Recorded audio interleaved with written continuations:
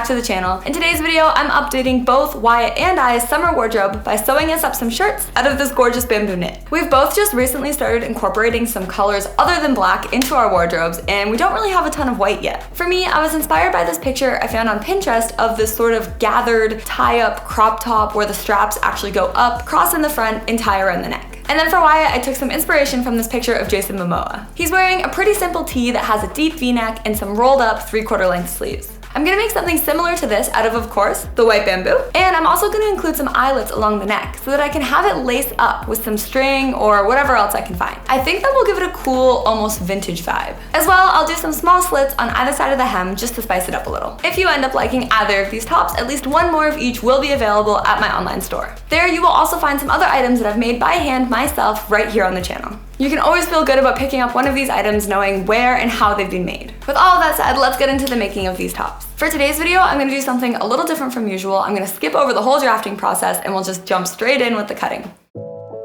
Starting with my top, I'm gonna cut the band that goes around the torso. Essentially, this top is a bandeau with two super long straps in the front that go up over the bust and wrap around the body a few times. I'll put a picture on the screen of the finished top laid out flat, so hopefully that makes some sense. After cutting these two pieces, I realized that this fabric was way too wrinkly to be working with, so I quickly ran it over with my iron right on the table. Please don't do this at home because there definitely was a chance of me melting this plastic table if I wasn't careful. Then for the straps, I basically only drafted and made a pattern piece for the start of each strap, where it covers the bust. Then I just continued it on with my ruler. I did this because each strap was 60 inches long and I just really didn't feel like making that long of a pattern piece. Each strap was 6 inches wide at the bust and then narrowed down to 3 inches at the very end. Once that was outlined with a pencil, I pinned through all 4 layers of fabric and cut. There are 4 pieces total because each strap will actually be 2 layers. Next up is cutting Wyatt's top. This is pretty simple and straightforward. I started out by cutting both sleeves as well as the front and back on fold. Then I used a little scrap chunk of fabric to cut out the neck facings. Adding a neck facing is a really nice and tidy way to finish up a neckline. You basically sew a 1-inch strip the whole way around the neckline and then flip it to the inside. You'll see this in action later on when we go to sew up this shirt. Then I cut the fusible interfacing for the facings. I know that's a lot of facing in one sentence, but what this stuff is essentially a material that has glue dots on one side that you iron to your fabric to give it extra thickness and stability.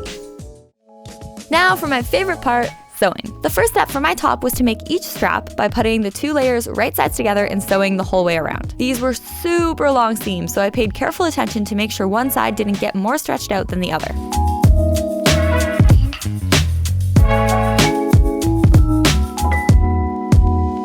Once they were sewn up, I reached all the way in and flipped them right sides out.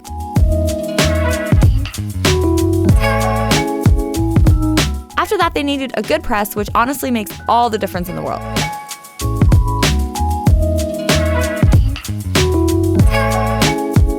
Then I pinned each strap to the bandeau section, sandwiching them between the 2 layers. I used actually a lot of pins for this process to make sure that everything stayed put.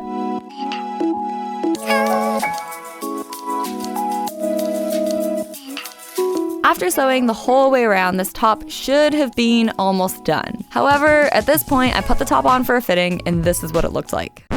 What the hell is even that? The straps were way too thick and there was too much space between them. As well, they didn't contour to the bust at all, so there was just a bunch of gapping at the front. Basically, it was not looking good. To fix this, I started by making the bandeau thinner and reducing the open area between the straps at the center front. As well, I needed to remove the extra fabric in this area that I had pinched near the bust. This was caused by the straps being too straight and not curved enough to contour along the body. Luckily, I was able to reuse and make adjustments to the straps I had already made without having to cut all new ones.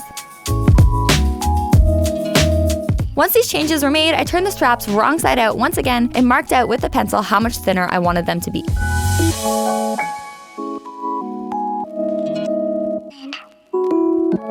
With that done, I went back to the serger. I just serged off the excess fabric along the lines that I drew as opposed to cutting it off with scissors first because I just thought it would be faster. With the straps fixed, I just had to simply repeat the same steps as before. Turn right side out and press, then sew to the bandeau pieces. I did another fitting off camera at this point, and everything was looking really great. Such a relief. So that just left me with one last step to finish up this top, cover stitching the hem. This was a little tricky because I was technically sewing through 4 layers of fabric, but it still came out nice and straight with the help of some pins.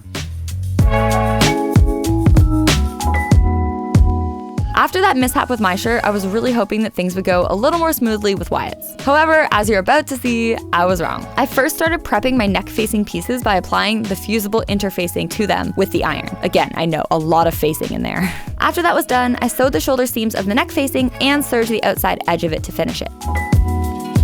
As well, I sewed the shoulder seam of the shirt and the underarm seam of the sleeve.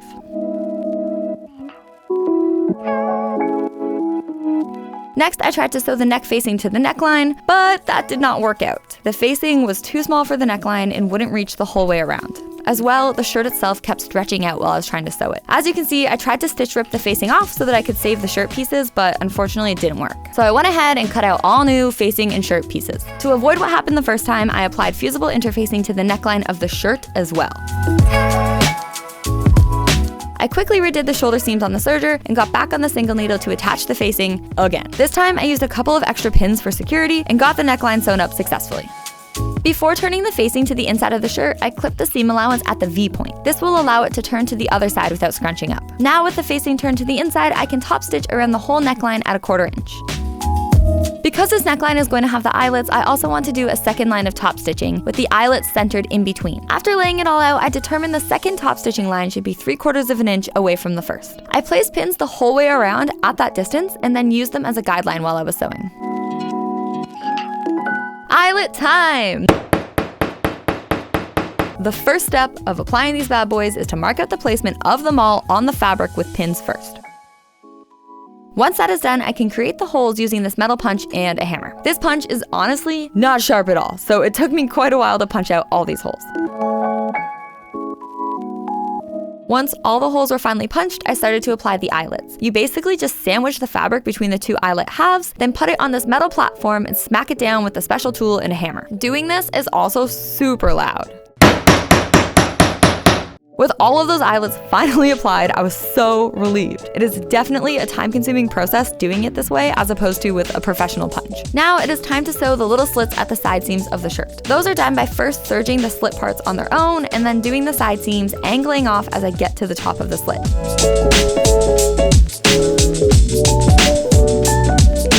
After that, I moved to the single needle, and the rest of the slit sewing process is a little hard to explain in words. But essentially, I need to sew down a little from the serging line and then fold the slit seam allowance back while top stitching a box shape around it. If that was a little hard to follow, don't worry, you'll see what it looks like later on, and I think it'll make a lot more sense.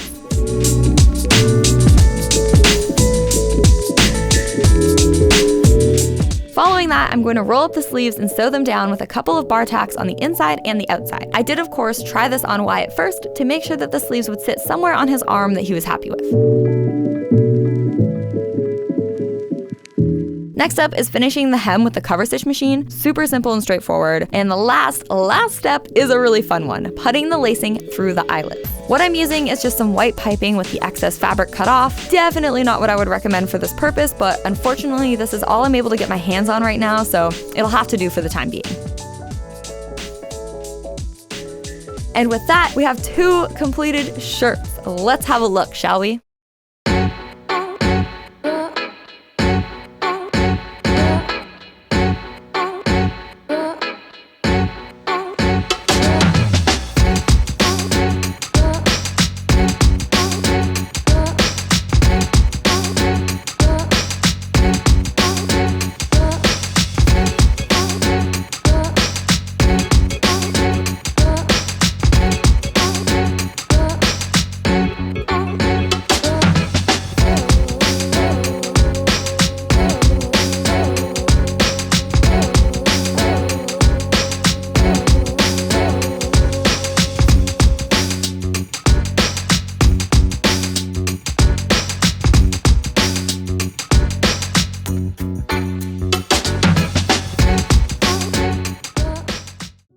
Alright you guys, we're back and I hope you enjoyed this video. This has definitely been one of the more challenging ones for me because both tops along the way had to have something redone and I had to go back, fix the mistake, and sew it again. That doesn't always happen with these videos. In fact, it usually doesn't. And it just so happened that on the week I decided to make 2 tops, they both needed something redone. That's totally okay though, because mistakes are just opportunities to learn. This video was also really exciting for me because I made something for Wyatt, which is the first time I've sewn something for him on this channel. And in fact, really one of the first times I've sewn him a garment at all. He used to get the underwear samples from my old underwear company, but that's not nearly as exciting as a shirt or a pair of pants. If you liked either of these tops, keep in mind that they both will be available on my online store, which you can find a link to in the description below. There is of course all the other clothes I've made in these videos, and you can always feel good about purchasing something because you've seen how and where it's made and you know that the whole entire process is ethical. Let me know down in the comments how you like these tops, and as well if you have any ideas for future sewing videos. Hope you enjoyed watching, and I'll see you guys all next week.